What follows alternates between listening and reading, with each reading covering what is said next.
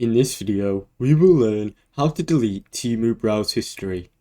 First, open the Temu app on your phone. Next, go to your profile and tap on the icon in the bottom right corner. After that, access settings. Look for the settings icon, usually represented by a gear or 3 lines, then tap on it. Finally, find the browser history section. In the settings menu, you will find a section labelled browse history or history. Tap on it. Then, click the clear history button or delete history. Tap on it and it will remove your history.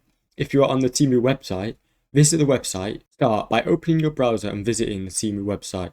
Next, make sure to log into your Temu account using your credentials. After that, look at your profile or account settings, which it might be in the top right corner of the web page. Then, check if there is an option related to browsing history or activity history. Next, if the option is available, click on it and click to clear your browsing history. Thanks for watching. Don't forget to like and subscribe.